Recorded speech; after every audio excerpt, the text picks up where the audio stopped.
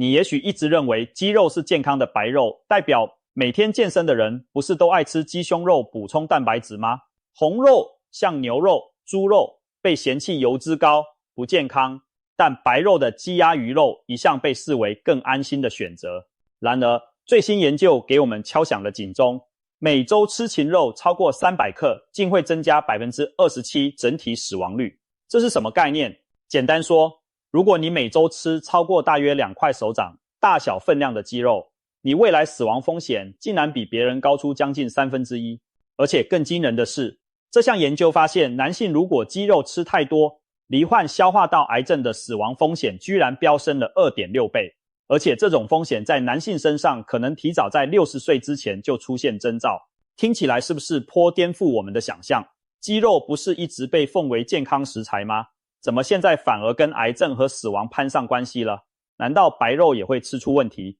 让我们一起把这个现象抽丝剥茧，找出背后的原因。这项研究是意大利都灵大学与罗马健康研究院的科学家合作进行的，他们追踪了4000多名中年人将近20年，仔仔细细记录他们的饮食与健康状况。结果发现，每周吃鸡肉超过300克的人，整体死亡率相比每周吃很少鸡肉不到100克的人高出了 27%。 特别是在男性族群中，长期高肌肉摄取者因消化道癌症死亡的几率是其他人的 2.6 倍。也就是说，假如有2个同样岁数的男人，一个爱吃鸡肉，每周吃很多，另一个很少碰鸡肉，那么前者将来因胃癌、肠癌等消化道癌症致命的风险可能是后者的2倍以上。这个差距非常惊人。研究还指出，这种差异在男女之间有别，男性的风险增加从中年就开始显现，而女性直到较晚年纪才看得出有明显提升。这暗示男性似乎对饮食中肉类过量更敏感，或者与男女在生理、荷尔蒙方面的差异有关。那么，为什么吃鸡肉过量会带来这么严重的后果呢？鸡肉不是脂肪较少、蛋白质丰富吗？照理说算是健康食材，怎会提高死亡和癌症风险？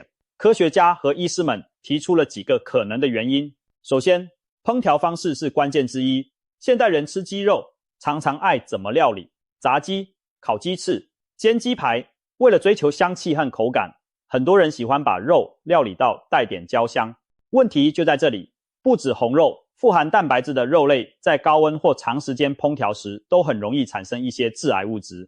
例如，当你把鸡肉用大火煎到表面焦黄甚至焦黑，肉中的氨基酸和肌酸等物质会产生化学反应，形成杂环胺和多环芳香烃等致癌物。而烧烤直火的过程中，炭火的烟雾也会带来大量多环芳香烃，附着在食物表面。简单说，烤得越焦，煎得越久，肉里头潜藏的致癌因子就越多。你或许注意过，烤肉或煎炸时锅底会出现黑黑的焦垢，那就是这些致癌物质的痕迹。长期大量摄取这类经过高温烹调产生致癌物的肉品，当然可能会提高癌症的风险。所以烹调方法不当，让鸡肉变成了健康隐患。同样的一块鸡胸肉，用清蒸、水煮可能相对安全，但拿去油炸或炭烤就变得危机四伏。第二，肉品本身的品质问题也可能是元凶之一。现代养殖业为了快速提高产量，常常在饲料中添加生长促进剂、抗生素等化学添加物。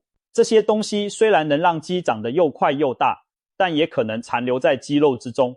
当我们吃下含有残留药物或添加剂的肉类时，长期累积下来可能对健康造成影响。有些研究怀疑，过量吃这些工厂饲养的肉类，等于把那些微量化学物质也吃进身体，久而久之也许会扰乱我们的内分泌或代谢，增加某些疾病风险。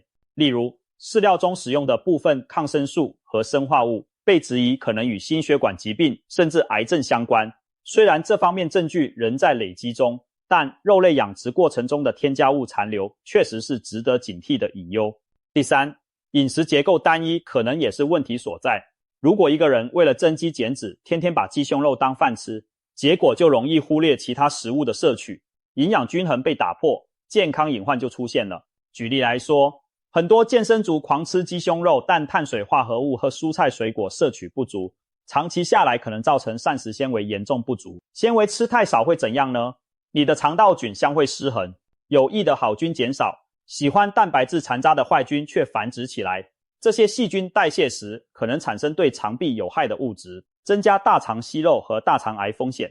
此外，营养摄取不均衡也可能导致维生素缺乏、抗氧化物不足，让身体对抗致癌因子的能力下降。不止如此，过度仰赖单一肉类当主食，表示你的餐盘中可能缺少全谷杂粮、豆类、鱼类等其他蛋白来源，以及各色蔬果提供的植化素。如此偏颇的饮食模式，长远看对心血管健康也不利。毕竟多项研究发现，类似地中海饮食那样多元均衡的模式，才是预防心脏病、中风和癌症的上策。如果反过来只吃鸡肉，这么极端，显然有违均衡原则，健康风险自然上升。以上几个可能原因加在一起，就让过量吃鸡肉从表面上的高蛋白健康餐变成了暗藏风险的习惯。我们必须强调，鸡肉本身并不是什么毒药，一般适量食用对大多数人而言是安全的。关键在于好吃不等于多吃，任何食物过量都可能有坏处，鸡肉也不例外。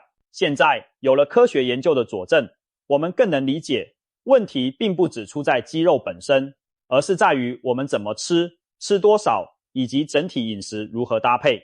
讲到这里，你也许会想，如果连鸡肉吃多都有事，那我是不是干脆不吃肉比较好？红肉早就被说有风险，现在白肉也不让人放心，难道我们以后要茹素才能平安吗？先别走极端，有一位名医曾一针见血地指出，其实肉类中有2种成分才是引发癌症和心血管疾病的关键。我们真正该警惕的是这2个东西，而不是谈到肉就色变。究竟是哪2种成分呢？我们马上揭晓。第一大成分是饱和脂肪。饱和脂肪是一种坏脂肪，大量存在于各种动物性食品中。牛、羊、猪这些红肉的脂肪主要就是饱和脂肪，连鸡鸭等白肉如果有皮或肥肉部分，所含的也是饱和脂肪。为什么说饱和脂肪是健康杀手？因为当我们吃进过多饱和脂肪，会导致血液中的低密度胆固醇升高。坏胆固醇一多，就像在血管里埋下地雷，时间久了，它会沉积在血管壁上，形成粥样斑块，把原本柔软光滑的血管内壁弄得又硬又窄。动脉粥样硬化就是这样来的，最后血管被堵塞，心肌梗塞或脑中风就发生了。这还不算完，过量的饱和脂肪往往也意味着热量超标，让人发胖。肥胖本身就是许多癌症的高危险因子，肥胖者罹患乳癌、大肠癌、胰脏癌等比例明显高于体重正常者。原因之一是肥胖往往伴随慢性发炎和荷尔蒙水平改变，这些都可能刺激癌细胞生长，而高脂肪饮食还可能改变肠道胆汁酸代谢，产生对细胞有害的物质。由此可见，饱和脂肪过量一头连着心血管疾病，一头牵引出癌症风险，是肉类中头号需要控制的成分。第二大成分是胆固醇。没错，就是大家很熟悉的胆固醇。胆固醇其实是人体细胞不可或缺的成分，但我们自己就能合成所需量，不需要从食物中摄取太多。然而，只要是肉、蛋、奶这类动物性食物，多少都含有胆固醇。我们常听说吃太多虾蟹海鲜会胆固醇飙高，事实上，猪牛羊肉和鸡鸭肉里也含有不少胆固醇。当一个人长期饮食中胆固醇偏高时，结局跟刚才的饱和脂肪类似，血管壁会囤积这些多余的胆固醇，形成阻塞的斑块，增加心脏病和中风风险。不仅如此，科学家还发现胆固醇过高与某些癌症之间存在关联。有大型研究追踪数万人，发现血液中胆固醇含量最高的一组人，罹患例如大肠癌、攝護腺癌的比例明显高于胆固醇较低的一组人。推测原因之一是癌细胞生长需要大量构筑细胞膜，而胆固醇正是细胞膜的重要原料。另一方面，高胆固醇通常和高脂肪、高热量饮食相伴随，这样的饮食模式也容易诱发癌症。总之，胆固醇偏高对人体的影响也是一体两面，伤血管也埋下癌变的种子。值得一提的是，科学家近年还发现肉类对心血管的影响不仅来自脂肪和胆固醇，红肉中特有的一些代谢因素也会带来隐忧。举例来说，我们肠道中的细菌在消化红肉时，会产生一种名为三甲胺氧化物的物质。研究显示，三甲胺氧化物水平越高，罹患动脉硬化和心脏病的风险也就越高。红肉吃的越多，血中这种物质的浓度往往越高。如果改以鱼肉、鸡肉或增加植物性食物，三甲胺氧化物含量则会下降。这提示我们，红肉危害心血管，除了高饱和脂肪，还有肠道菌代谢这一隐藏机制。在了解这些机制后，我们更能体会适量均衡饮食的重要。多吃蔬菜水果和全谷杂粮，以养护肠道菌，减少有害代谢物的产生，也就降低了肉类可能带来的风险。不管是红肉还是白肉，当我们说它们不健康的时候，多半指的就是里面过多的饱和脂肪和胆固醇在作祟。如果能适度限制这两样东西的摄取，其实肉类本身提供的高品质蛋白、铁质、锌等营养对我们是有益的。换句话说，肉可以吃，但坏的成分要控管。话说到这里，还有一个更阴险的隐藏版敌人潜伏在我们日常餐桌上，那就是加工肉品。没错，接下来要讲的这一类肉品才是真正比红肉、白肉都更毒的东西。甚至有专家警告，它恐怕已经被列为第一级致癌物，与香烟、砒霜等齐名。什么是加工肉品？简单说，凡是经过腌制、烟熏、风干或添加化学防腐剂处理过的肉，都属于加工肉。典型例子如培根、火腿、热狗、香肠、腊肉、肉干、肉松等等。这些加工肉听起来很美味吧？不少人早餐爱来片培根煎蛋，下午茶夹个火腿三明治，宵夜配根烤香肠。然而，越是诱人的加工肉，对健康的威胁往往越大。加工肉为什么特别不健康？问题就出在加工过程和添加物质。首先，为了防腐和增色提味，加工肉几乎都添加了硝酸盐或亚硝酸盐。亚硝酸盐能让火腿培根呈现粉嫩的色泽，吃起来特别开胃，但它在我们胃里会转化为亚硝胺。亚硝胺是公认的强烈致癌物质，长期摄入会大大提高消化道癌症的几率。其次，许多加工肉品都经过烟熏或直火烘烤，这会使肉里含有大量前面提到的多环芳香烃等致癌物质。例如香肠、培根在烟熏过程中就吸附了烟雾里的有害成分。再来，加工肉通常含盐量极高，一小片培根往往很咸，一根热狗所含的钠可能就接近一天建议摄取量的上限。高盐饮食会损害血管和肾脏，也可能提高胃癌风险。最后，许多加工肉为了提升口感，往往选用肥肉较多的部位，或加入猪油、牛油，使得饱和脂肪含量比原始肉类更惊人。综合来看，加工肉品几乎是把致癌和伤心血管的因素集大成于一身，有致癌添加物，有致癌烟熏产物，还有高盐高脂肪。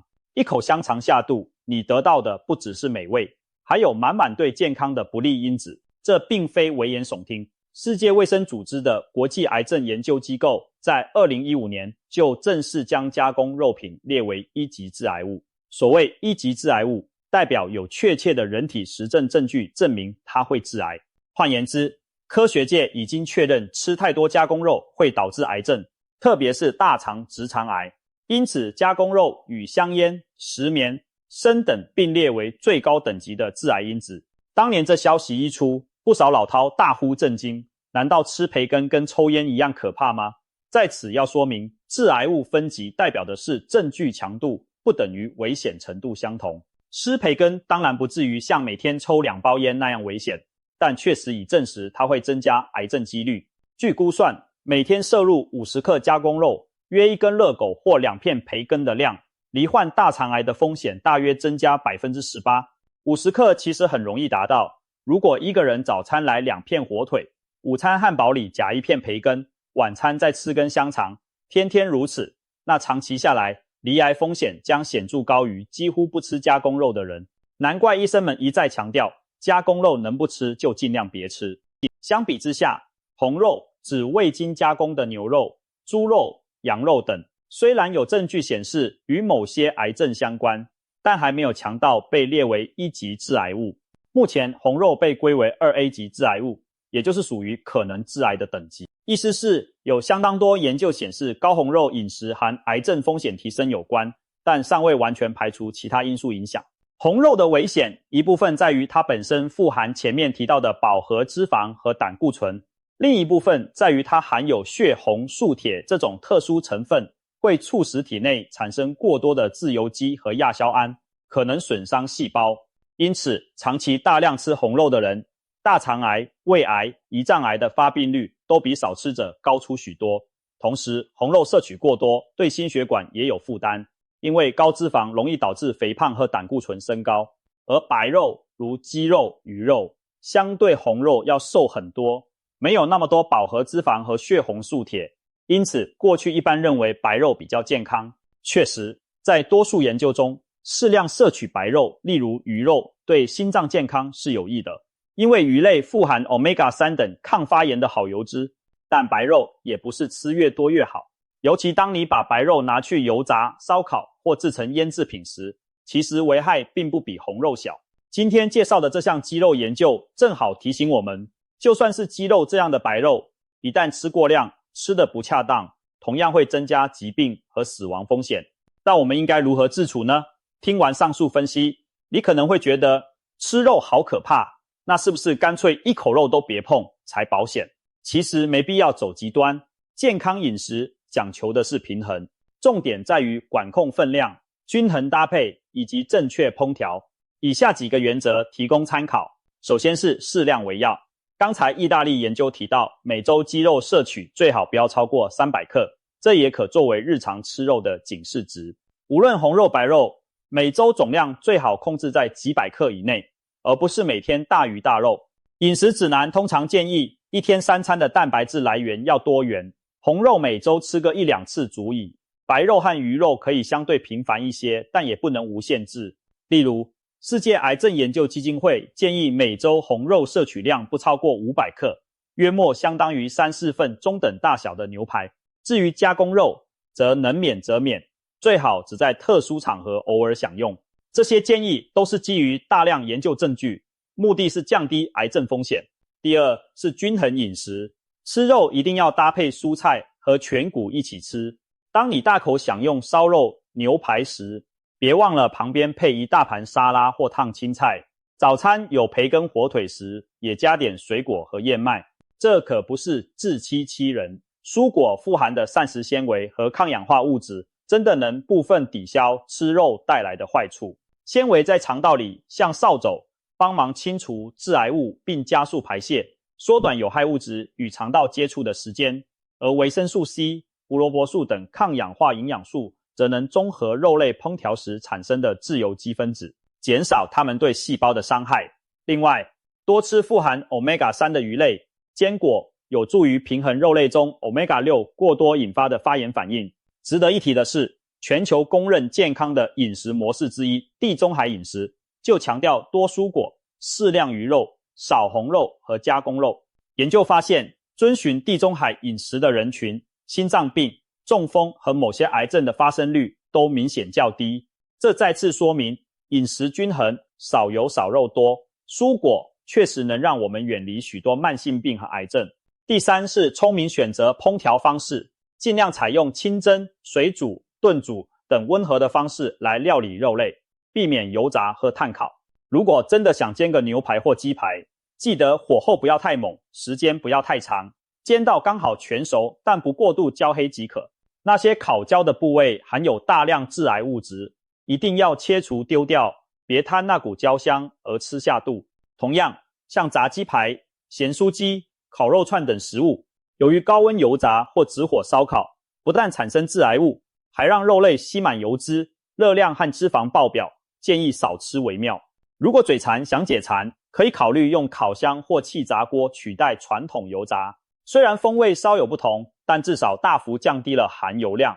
再来，加工肉品则最好敬而远之，家中不妨少囤培根、香肠、火腿这类食品，将它们视为偶一为之的点缀，而非日常菜色。有时候早餐特别想吃培根，可以煎至出油后，用厨房纸巾压掉多余油脂，再搭配全麦吐司和生菜番茄一起吃，或者嘴馋想吃香肠时，就切几片和青菜拌炒。一次只吃一点点，过瘾即可。运用这些技巧，至少能降低加工肉对健康的伤害。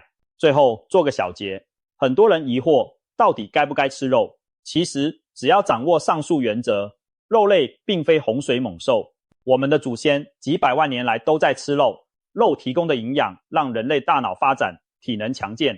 在过去物资缺乏的年代，人们很难天天吃到肉，因此罕有因吃肉过多而生病的问题。反倒是现代人餐餐有肉，无肉不欢，才把吃太好变成了健康负担。现代许多疾病的根源往往不是食物本身有毒，而是吃的过量或失去平衡。肉类当然可以是健康饮食的一部分，重点就在适度适量。当你控制好饱和脂肪和胆固醇的摄入，并且记得多蔬果全谷，多元搭配，其实无需闻肉色变，也不必完全拒绝美味的牛排或鸡腿。相反地，如果无视科学证据，大鱼大肉不节制，那再好的体质也经不起长年累月的损耗。俗话说，病从口入，又说凡事过犹不及。从今天讨论的内容看来，这两句话真是至理名言。希望这次的分享能给你一些启发。最后提醒，白肉再好也不能无限量，红肉再香也不能无节制，而加工肉更是能少就少。只要我们提高意识，聪明饮食，为自己的健康把关，就能长长久久的享受美食，享受人生。记住，聪明饮食，健康才会永远相随。